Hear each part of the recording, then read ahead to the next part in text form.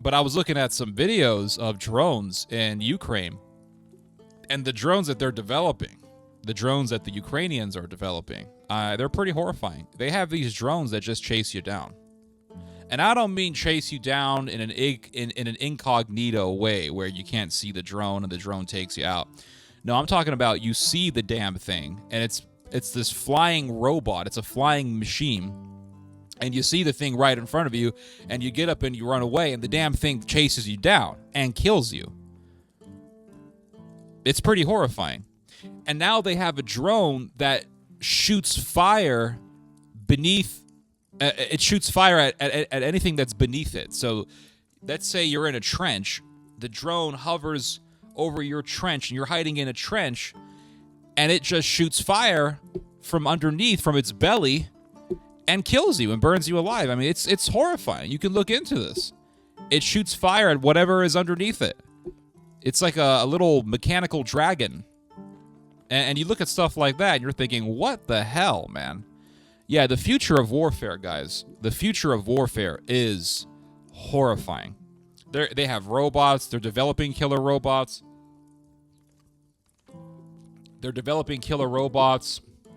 I think pretty soon you're going to have a human-like robots on the battlefield. That's what I think is coming. I think you're going to see human-like robots that look human. And they're going to have guns, and they're going to have nocturnal vision. They're going to have the ability to find the enemy. I mean, I think that's the future.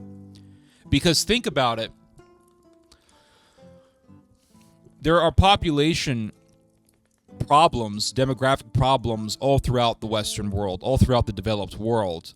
There are very low birth rates, with the exception of maybe Israel. The first world has been going through a terrible time of convincing their women folk to have babies. It's the truth. South Korean women, they are the worst, according to the data. According to the data, the South Korean women are the biggest culprits. They are the worst. They want to have children the least amongst all the women of the first world. They don't want to have kids. And I think in just last year alone, Korea had, I want to say, over 200,000 babies, and that's not enough for replacement levels. So South Korea really is the worst. And they have the lowest birth rate on Earth, everyone. On Earth. They have the lowest birth rate. And so it makes you wonder. Japan has very low birth rates. South Korea has very low birth rates. Spain, Italy, Germany, these countries have low birth rates. So what are they going to do? They're definitely going to be bringing back the draft. They're going to bring back mandatory conscription. The Germans have already said that they're going to bring back mandatory conscription. I think the British are on their way to do the same thing. France is on its way to bring back mandatory conscription. I mean, they're all bringing back mandatory conscription. Why? Because they know that they're going to have a war. A war with who? We all know, right? Russia. That's who they're going to have a war with. And yes, they're going to draft humans, but they're talking a lot about AI and using robotics on the battlefield. And so why is that? I think partially it's because they know that they don't have enough birth rates to have replacement levels, and therefore they don't have a sufficient population for a perpetual military machine. So to fill in the gaps, they're going to use robots. That's what I think they're going to do. I think they're going to use robots. And you're going to see robots on the battlefield, and it's going to be like something out of the Second Renaissance. And if you have not seen the Second Renaissance, I do not recommend it. It's a very horrifying anime movie. I watched it many years ago. I watched it back in, I want to say 2000 and probably 2003 or 4. I saw the Second Renaissance. I remember I rented it at a local Blockbuster. They don't have Blockbusters anymore. Now everybody uses Netflix, but back in the day it was Blockbuster. And I remember I got the Second Renaissance, which is the biggest thing in the Animatrix series. The Animatrix was the animated series that's a part of the Matrix universe. And I watched that movie, The Second Renaissance, and it's about how human beings use robots to do all of their labor. And they give these machines artificial intelligence, and the machines basically start outsmarting the humans, and then they butcher the humans in the most horrific ways that you can imagine. And they make their own world, and they defeat the humans, and then they force all the humans to be plugged into a simulation. And so that was the birth of the Matrix. That's how the whole thing started in the cinematic universe. Now, that's all fiction, but the idea of machines being able to track your ass down and murder you, that's not a fiction. That's becoming a reality. They are developing such a type of technology where they can program robots to be able to detect the enemy. And I think hacking, in fact, I know that hacking is going to be a big part of the military-industrial complexes all throughout the advanced world, all throughout the developed world, because it's going to come down to the point where you're going to have armies of hackers, and both opposing forces of hackers are going to be trying to hack the enemy's technology to get the enemy's robots to fight and kill off the enemy. So it's going to be an issue of, can we hack the enemy's robots to then use those robots against them? And I think this is going to be the future of warfare, or it's going to be a part of the future of warfare. It's going to be very, very horrific. They're already using AI to track targets down and kill them. They're doing this in Gaza. They've been doing this in Gaza since 2023.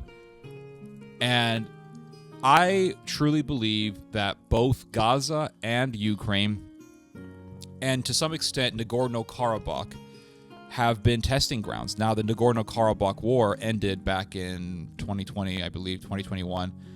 It was in 2020. The Nagorno-Karabakh war ended, but then in, I want to say 2021, the Azeris did an invasion into Armenia, but that didn't last. But in Nagorno-Karabakh, the whole world saw the power of Turkish military technology.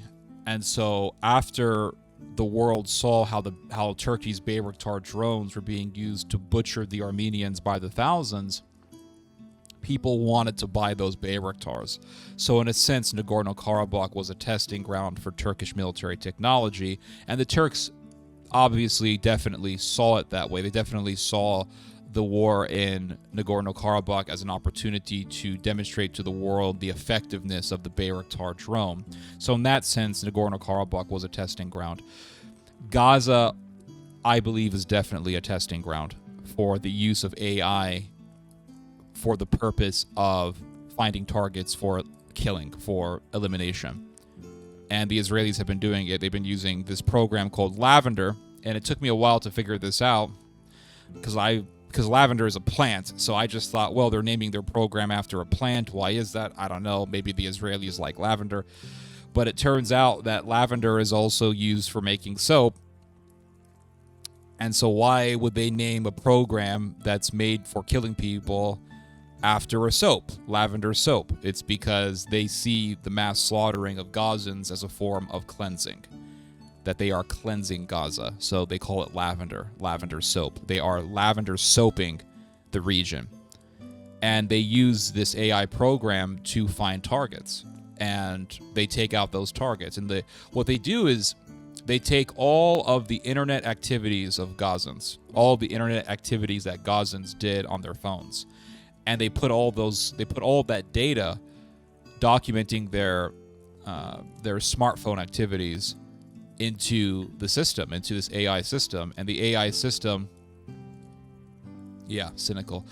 The AI system then comes up with lists of targets, and they take out those people. Doesn't matter if they're civilians. In fact, the Israelis admitted that they have about, a 10% or so margin of error, meaning that they know for a fact that when they use AI to find targets and then they kill those people that the AI program tells them are targets, they know that they're going to be killing civilians. They don't give a shit. In fact, they give themselves 20 seconds to review each target, and then they just take the people out, regardless if they're civilians or not. You could say, well, that's war, and I would say, yes, it's war, but you also see the complete and utter disregard for human life. And in Ukraine, we are seeing how that country is being used as a testing ground. Happy New Year. We are seeing how Ukraine is being used as a testing ground for drone technology, just like the Turks used Nagorno-Karabakh as a demonstration to show the world the power of their Bayraktar drone. You're seeing all these new types of drones being used in Ukraine. And like I said, they have drones that spit fire out like a dragon. You can look it up on YouTube. It's horrifying. The drone hovers above the target, and then it spits fire out and burns whatever is beneath it. And this is the type of stuff that they're using. So Ukraine is a testing ground. Gaza is a testing ground. Nagorno-Karabakh was a testing ground for Turkey. You're seeing how these wars have been used to demonstrate military technology. Happy New Year, Wieko Simic, Zdravo Zdravo. Actually, Turkey is a first country to use robotic dogs. Really? That I did not know. I gotta look that up. Robotic dogs? Like, what? Robotic dogs equipped with automatic... Wait, what the... No, you're kidding. Hold up. Wait a minute. Turkey, robotic dogs. I can't believe this is real. I didn't even know about this.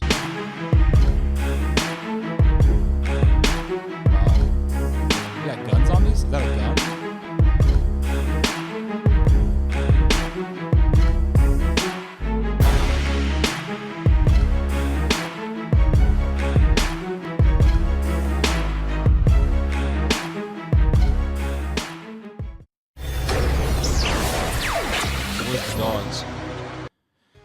The robot dog can traverse various types of terrain thanks to advanced navigation. Yeah, but this thing doesn't look very scary. You can take this thing out pretty easily. I think this is just this is obviously a beta version of it. They're going to try to make it more efficient in killing. Traverse various types of terrain thanks to advanced navigation and stealth movement systems. This makes it an effective tool for reconnaissance and support in combat operations, where human presence might be dangerous or impossible. Interesting. The robot's armament includes automatic weapons, allowing Avcikurt to actively participate in combat and hit targets with high precision. Damn, he can fire a gun. The laser targeting system mounted on the robot provides accurate guidance for drone strikes, significantly enhancing the effectiveness of joint operations. During its initial test trials, Avcikurt demonstrated high these are obviously betas. There's no way that this is actually what they're going to send into the battlefield, because a sniper could take these things out pretty easily. There's going to be songs of war veterans in the future about the wasps of death. Yup, absolutely. It's horrifying, really. You see these drones. I mean, they're literally just burning people alive, guys. It is dystopian. You know, AI to find people, using their internet activities to find out what people were doing on the internet to see if they're worthy of death or not. I mean, could you imagine that stuff being used in America? Let's say the American government wants to purge American society of certain people. They're going to be using AI to find your ass. They're going to say, well, this person said some things online that the government doesn't like. Maybe he criticized nationalism. Maybe he said something about Sodom. And so we're going to take him out.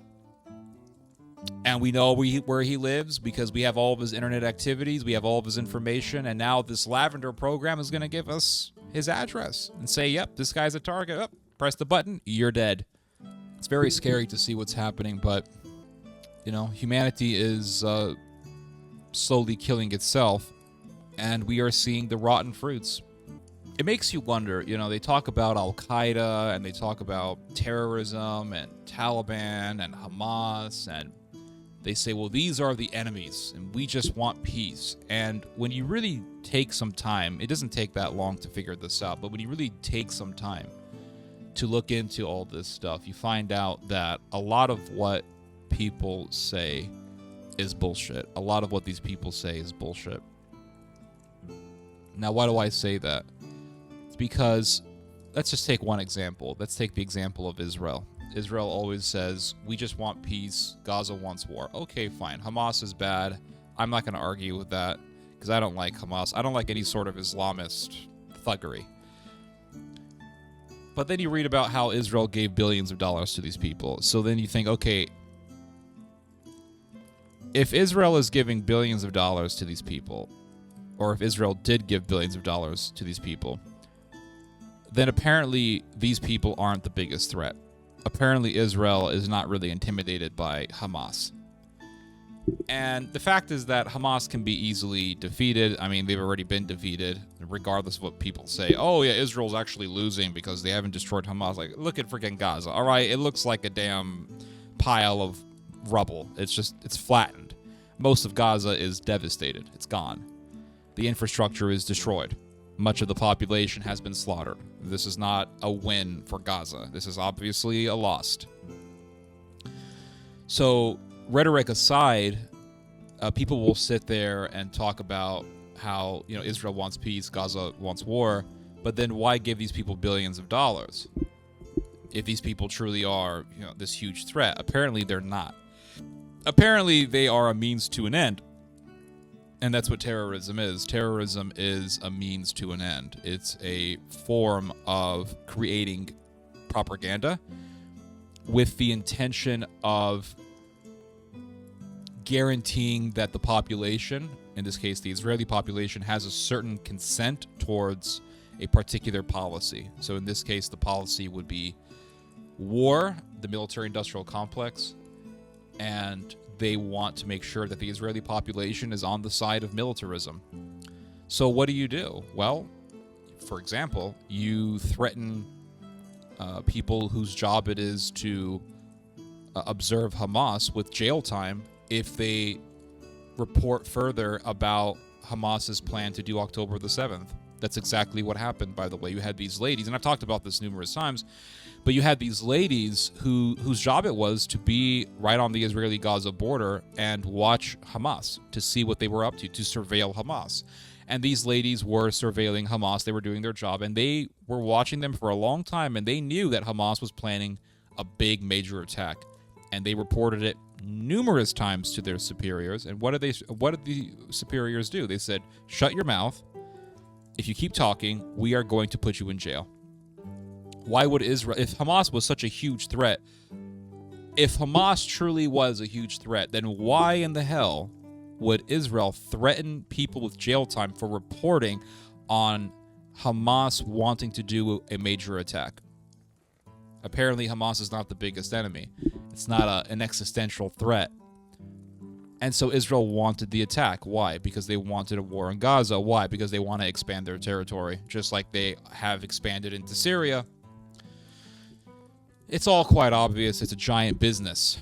War is a business, and as long as war is seen as a means to gain profit, as long as you have wars for profit, you will always have wars. They will never go away, ever. They will find ways to spark wars. They will find ways to start wars. They will find reasons to start wars. They'll get actors to pretend to be terrorists and pretend to do an attack or actually do an attack, just so they can say, look, we got some terrorists here, we got to go to war.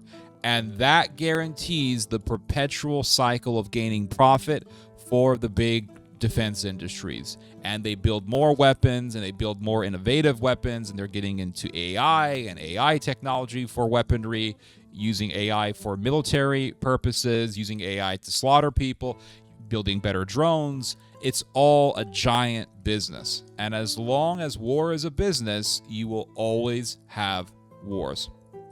Always. It's a giant ass industry. And it doesn't take that long to figure this out. You just say, okay, what about this October the 7th stuff? Oh, they knew that it was going to happen. They could have stopped it, but they didn't? I wonder why. Because it's bullshit.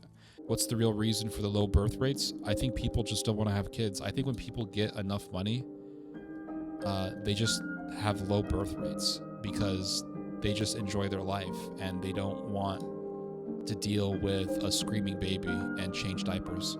I think that's actually the reason why. For some reason, when people get poor, they start having kids. Once they have enough money, they go, oh, I'm enjoying myself, don't want to have kids.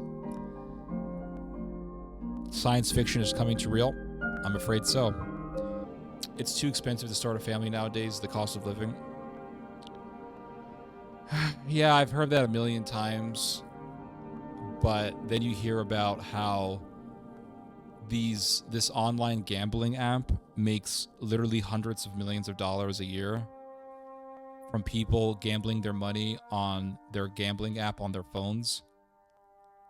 And I'm thinking, these people are spending so much money on gambling. Americans are spending so much money on gambling. I have difficulty believing that they're just all impoverished and they can't have any kids. And then you read about, I don't know, Netflix is still making tons of money. People are still buying Netflix. So they have money to buy Netflix. They have money to gamble. Got money for all sorts of things. But for some reason, they just don't want to have kids, dude. Come on. If people really, let's be real here. If they really wanted kids, they would get those fucking kids. They would. They would start mating for procreation. They would stop putting money in bullshit like gambling and video games. Video games are fun too, but they would say, okay, let's budget. I know a guy who told me, personally, in my own life, he told me that he didn't want to have kids. He didn't even want to get married. Then he met this girl, got into this serious relationship with her, got her pregnant. Guess what he's doing? Budgeting. He's not putting money in this, not putting money in that. He starts budgeting. People start budgeting.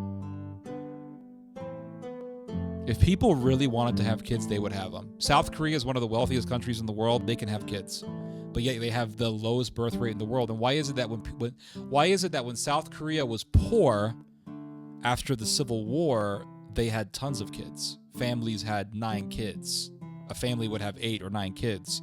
They had a very high birth rate. Why is it that when Ireland was poor, it had a very high birth rate? Why is it that when all these European countries or countries that are part of the first world today were poor, they had high birth rates, and then once they got money, they started saying that they started saying that they don't have enough money to have kids. All of a sudden, they don't have enough money. But when they didn't have enough money, they were having kids. It's because with money comes a certain lifestyle, and they want to have that lifestyle. And so they don't want a kid to spoil it for them. So that's the bottom line. All these South Korean women, they like their life, going to work in the morning and then hanging out with their friends at a sake or rice bar after work. They drink some rice wine. Then they go home to the apartment. Then they fall asleep and they wake up and they do the same thing again. They like that life. They like that life, going to these restaurants, drinking some Korean beer, eating the kimchi with the Korean barbecue, and there's no kid there to hinder that. They like that. They like it. They don't want to get married. If people really wanted to have kids, they would have them, but they don't because they don't want them. And that's their decision. No one's forcing them to not have kids. Men are also severely disadvantaged. Every millennial I know is divorced and the wife collects money. Yeah, there's a lot of divorce amongst the millennials. There's a lot of divorce amongst Western people in general. So the whole marriage and family paradigm structure is just in shatters. I think people's pheromones in the first world countries have been dramatically altered. This is I'm sorry, people believe all sorts of stuff. I mean, no offense or anything, but I just don't even buy any of this stuff. Why is it that conservatives will think of any reason to find an excuse as to why people aren't having kids? I've heard conservatives say all sorts of things that just doesn't make any sense. The reason why they're not having kids is feminism. Okay, feminism. That's okay, that one I'll give you. Yeah, feminism, sure. But what does that entail? They don't want to have kids. The reason is because of liberals, the media. It's the liberal media. It's the left-wing media. That's the reason why they're not having kids. And the pheromones thing, this is the first one for me. Yeah, the reason why is the pheromones. So the reason why is because, I don't know, we use soap. And so I guess the soap blocks out the pheromones, and without the pheromones, we don't get horny. People still get horny. Third world countries have highest birth rates, might have to do with the processed foods. This is another thing. This is another thing that conservatives do. It's the vaccines, it's the processed food. This vaccine thing popped up in 2021, 2020 or whatever. All of a sudden it's the vaccine. This low birth rate phenomenon was going on before the vaccine, the COVID vaccine.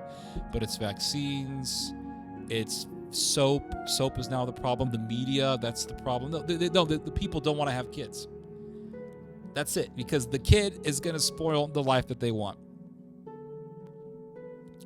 Older Japanese people complain about having no grandchildren. Yeah, that's correct. And by the way, in South Korea, they have made daycare centers into elderly care centers, because people just they don't have enough kids to be at replacement levels.